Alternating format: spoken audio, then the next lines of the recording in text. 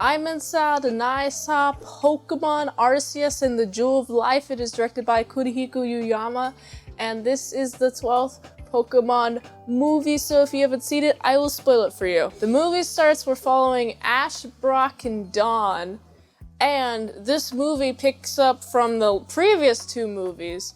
The first movie being about the duel between Dialga and Palkia, which I've done a review here, and then the second movie being about Giratina in the parallel world and how that the feud between Palkia and Dialga is affecting Giratina's parallel world, which I've done a review here. And so this is the third movie, okay? And now we're introducing Arceus. So we have Ash and friends going to these cool little ruin area, which specifically there is this like little model. Yeah, that's what it's called. A model where we have Dialga and Palkia world. Apparently they collided, which is not supposed to do. And then we have the world, which is represented as like this cool little green thing on the bottom. It's like kind of like a dome kind of thing. And then we have the middle arch, which is cool. It's like a little oval thing. It looks like it's a big old cell with a nucleus in it, and that's supposed to be Arceus' world, and also the parallel world is a very small circle represented on this model. And so I'm like, okay, cool, so Arceus created all of this, all of the worlds. I was really happy that this anime movie really helped clear up that Arceus in the games is supposed to have created all of the worlds. And so I was thinking, oh, does this include the human Earth world? It includes specifically Dialga Dimension, Palkia Dimension, Parallel Worlds Dimension, Arceus' Dimension, and I don't think it specifically said anything about creating Earth, so I'm like, oh, thank goodness. At least humans and Pokemon seem to be separate, but Arceus is one powerful Pokemon. Also, Arceus is really mad.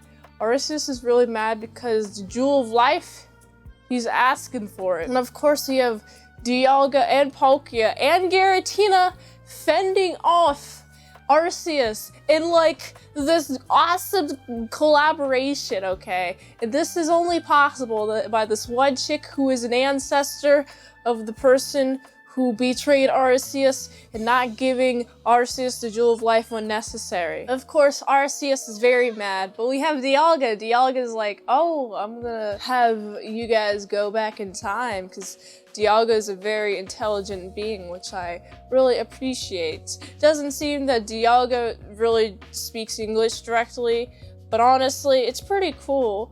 I also do appreciate the fact that we have the woman who is the direct descendant of Damas, is the person who betrayed Arceus, and I say betrayed with quotations because I'll go on that in just a little bit of a second. It's very interesting. I like how they did it in this movie. We also have Arceus is like, well, I need those plates, okay? These plates are my life essence. I actually trusted you with my life. And we get a little bit more of a backstory on what this means. I like how the movie kind of sets up like, oh, well, looks like Arceus is angry because a promise was broken. Well, what promise? And we get to a little bit unfold upon that. But I keep mentioning the person, the descendant, because she can read Pokemon's emotions. She can be like, oh, well, I'm gonna read into your heart hook on emotions, and if you're too angry, then it's going to be too powerful for me to get into your heart and speak to these Pokemon, which is a really cool ability which allows her to talk to these Pokemon and like calm them down. It's a really nice, very convenient ability. But alas, going back in time with Ash and friends, they don't have Pokeballs. First, get to the past where we see, oh no, well, this is what happens when you betray Arceus. Crumble, crumble, crumble. Everything's shrumbling. And Arceus now has a grudge, okay? If you try to attack Arceus, this is no good. But it's like, why would you try to attack Arceus? Oh, well, we go back in time once more, and we're introduced to a character I think his name is Marco. He has like a bunch of red hair, which is honestly pretty epic.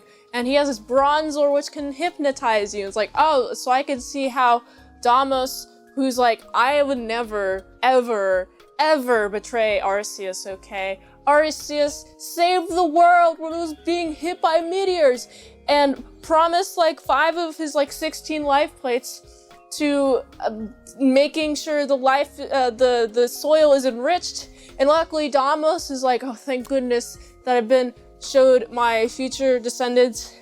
And now we have the Jewel of Life is what it's called. The Jewel of Life is yet again switcheroo because Marcus wants to keep it and bury Arceus in silver water, including zapping him, which Arceus almost dies. We have a situation where we have, oh no, they're disappearing, but Ash has the life orb and gives the life orb to Arceus, and Arceus remembers Ash's name when they go back to the future. And I'm really glad that we have Arceus. It's like, oh my goodness, Ash and Pikachu, thank you goodness for you guys saving my life. And look, the land is here because Damos was motivated to keep the land fertilized and cultivate the land so the future generations could enjoy the fruits of the land.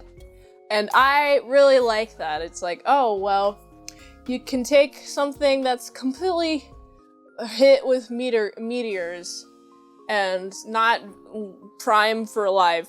And if you save the best Pokemon, Arceus, in this generation, then you too can have cultivating land. You can cultivate your own land, grow some fruit, some vegetables. That would be fun. Arceus saves the day. Now all the Pokemon go back to their respective realms. Dialga, Palkia, Giratina, Arceus is still together at the end of the movie. And I'm like, ah, yeah. And then also, Ash is such a cool guy because he saved the day yet again. Wow, what a cool guy. He's so amazing. That's the end of the movie. I really enjoy the resolution of everything. Arceus comes to play. I also really enjoy Arceus's voice actor. And I enjoy Arceus, being hurt. Hurt people,